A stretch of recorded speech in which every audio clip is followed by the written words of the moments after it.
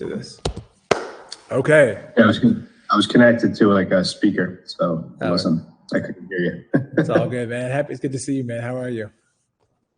I'm doing good. Yeah, another year, I guess. But yeah, it's been a long December, like a long month. So I feel like not that I fell behind, but just it's not every week with the holidays. So just trying to reset. I noticed like my knee recently, my left knee, I don't know, it just doesn't feel good at all in any capacity. It's like right below the kneecap. Like if you press in a little bit, you could feel like some tenderness, some soreness. But yeah, every time like you just get up from sitting down or you do anything, I hear like the crackling and like clicking. So. Anything change in terms of activity over the past couple of months, in terms of the movements you're doing? Yeah, fill me in. No, I think that a part of it was just being infrequent with, the phases. And then, I don't know. I would love to know what exactly when it got triggered, but yeah, I don't really know. I just know that like it had always felt like something was going on, but it just didn't feel bad. Like it was just something like, all right, like it's there, keep doing what I'm doing. And then all of a sudden it was about a week ago, it just really started to bark like bad, like really bad. I don't know if it was a movement I did. So. Okay, cool. Let's fix it. It's not gonna be too hard. So what I want you to do is show me first, just standing. Just lift your shorts up. If you got shorts on, just show me this kind of view from the foot up. So I want to see foot to like thigh. Once I see that, I'll give you the next step, and then we'll sort the rest out. Okay. If you can go socks off too, I can. Yeah, let's see what's up. Okay, and then you pull up those shorts.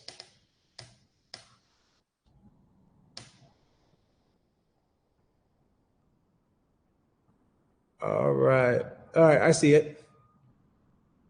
Let's see what's going on. Can you turn your left foot in some more? All right, so we'll sort that out first. I'll tell you what I'm saying in a second. So we'll sort that out, then we'll sort the tib. Okay, cool. All right, here's what we need, man. So I'm recording this too, so you can have this. But what I want you to do, I want you to get your slam board. And we're going to use the slam board as a test. Okay, so the slam board is going to tell us what's happening. Once we get the test, then we're going to go back and fix what's needed and go from there. So you need a slam board, and that's really all you need. And you're going to place the board down. And we'll start, obviously, your left. And your board placement is going to be like this, which is where it rolls your foot to the outside. So if you look at my slam board right now, it's like this, and my foot's rolling to the outside, and I want my foot to turn at a diagonal. Now you see my right foot, it's forward. So what you don't want to do is the body's facing this way. You want to have this foot turned in and the opposite right foot in front, head on. So your hips are square this way. Now, once you become square, your first step is think about pushing through your big toe right there. And then just by pushing through your big toe, I want you to tell me what you feel, if anything at all. I'll guide you from there. I have my foot placement on the slam boards, right? It's perfect. Yeah, so the immediate thing I notice, my calf is incredibly tight. Got it. Okay, very helpful. All right, so second step I want you to do is think about taking your foot. Now, your toes are not going to move for this. Think about taking your left foot, flexing it up to your shin really actively. And this is good context, as you flex your foot to your shin, think about bending your knee forward, your left knee, and tucking your left glute. Yeah. I'm going to give you a visual while you're doing your thing. So the visual is, if I'm here, I'm flexing this foot, I'm tucking big time. The tuck actually guides the knee bend. Okay. Tell me what you feel here.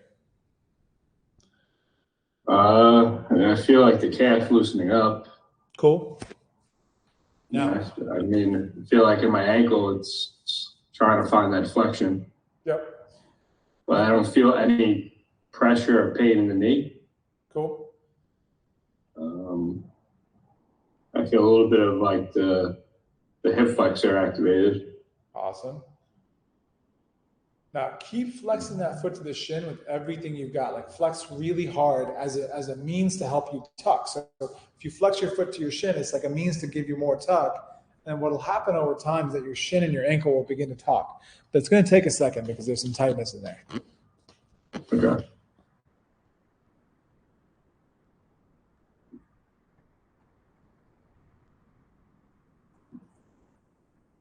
And when I tuck, my knee should be naturally going forward, right? Yeah. No crazy rotation or anything. It just goes straight forward as is. And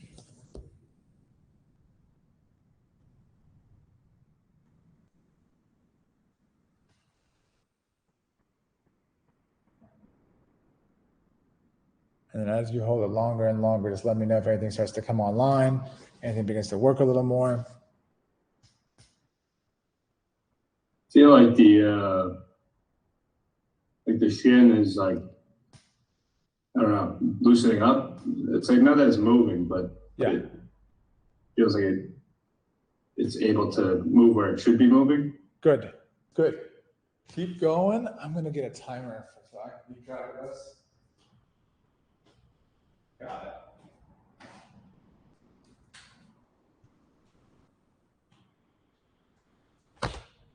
Now, if after this movement you're like, bro, I feel like it's all vanished, then this will be one of the easy patterns to do. But then if it's mostly gone, I'm going to give you something from an old phase that we used to do, and then also this is kind of from a new phase. This thing I'm making you do right now, it's like phase AR1, phase 5 is what this is from. Okay.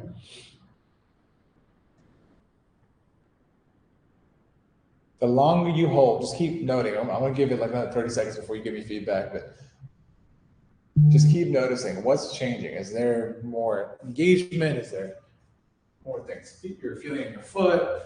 And yeah, I'll tell you when to give me feedback, but you got time. Yeah, the fibula is starting to line up better.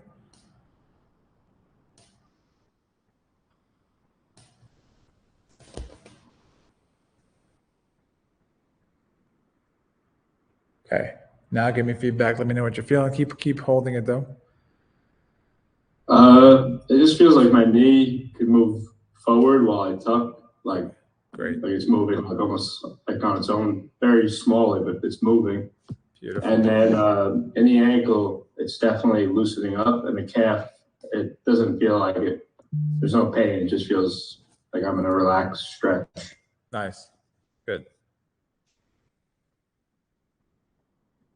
I'm going to give another 30. After, I know you're holding this for a long time. Another 30. And after that 30, we'll take a break, and then we'll come back into it and do some repetition of a movement I'll show you. Okay.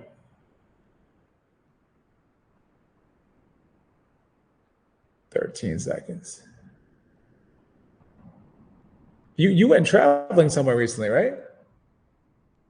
Yes, I visited like a family friend in Florida. Nice. And then I went to my buddy lives in Daytona.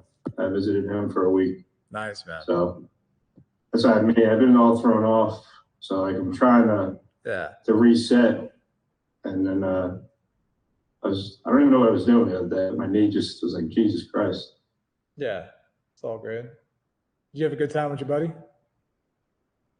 Yeah, I don't get to see him often. Usually when I see him, it's for weddings. So it's like either I'm in the wedding or like, you know, he's here for like 48 hours. So yeah, it was nice to get out of New York, you know. That's cool, man. Okay, now what are you feeling? So I feel like I guess the top of the shin, like closer to the knee, like is kind not that it's activated, but like it wants to do something. Good. Good. But I feel like I'm deep into the calf stretch. Like my heel is sitting down comfortably on the slant board. Good. I don't feel any pain in the knee. Good. Okay, so from here, what I want you to do is you're going to press through all your toes. Keep the knee bent, keep the tuck, all that remains. Press through all your toes as a means to slowly go into a calf raise. Now, you don't want your heel to come forward towards me, the camera. Rather, you want to push down to slowly lift the heel up off the board as if you're going up vertically. Your knee does not extend. The knee stays bent. Yeah, you got it. Push. And as you lower the heel, you basically go back into that flexing of the foot to the shin, the tuck of the glute, all that same stuff. Let me know what you feel on the up phase, on the drive phase. On the up phase, I feel a lot of like tension, I guess, on like the Achilles area. Yep. But I feel like my knee is like in a comfortable position. Good. Basically, you're going to hit 8 more reps. So you come up and you come back down and come up, you come back down. After those 8 reps, you're going to just travel your knee a little further with flexing your foot to your shin, of course. And then we'll give you the next step. And when I think about the heel coming up, don't pull my heel up, just press down through my foot, my toe, right? Yes, that's the means by which your heel lifts, is your toes driving down, not by just lifting the heel up. It's okay. where the intention comes from, really. So even if the heel comes up a quarter of an inch, it's okay. Yes, absolutely.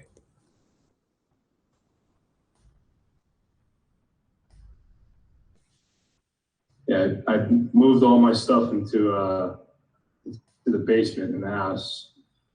So new scenery here. Yeah. I was trying to recognize. There's a boiler down here as well, so if you hear that, my bad. Nah, you're good. I was trying to recognize where you're at. I was like, this does not look like the same spot. What happened was I started to just buy more stuff, and then I have like an attachment to. It used to be like a utility bench. Yeah. But I ended up buying like a weight set so I could eventually do the squats, deadlifts. Dope. Yeah.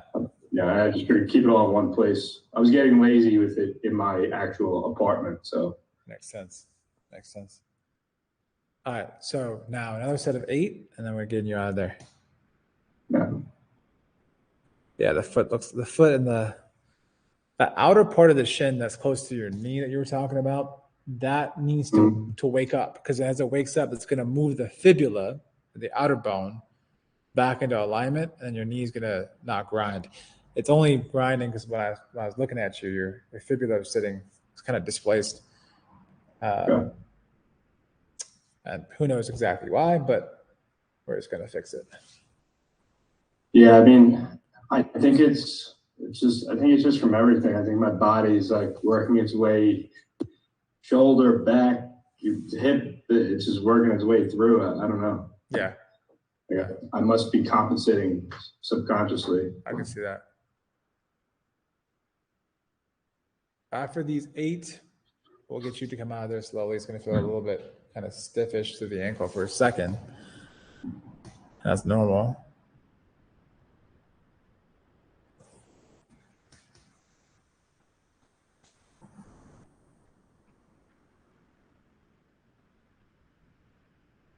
We got to get you to come down to Austin this year, man.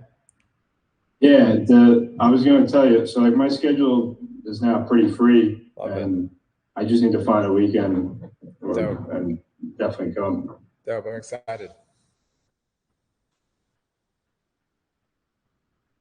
Okay. Looks like that's looking a lot better.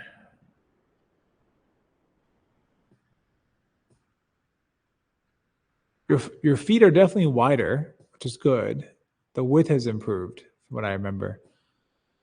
The thickness of your feet are better. Now it's just getting it to work with the upper leg. Okay, cool. We'll get you out of there nice and slow. So just step back, or? Yeah, I'd say step back with the right foot. Yeah, there you go. And then slowly shake it out. There you go. How's that, man? Feels like my left leg definitely feels a lot loose. Yeah. Like almost like jelly in a way. It's kind of weird. I don't even.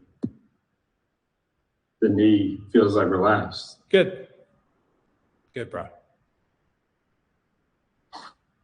Yep. It's interesting. Yeah, because like that pain was right in here. Yeah.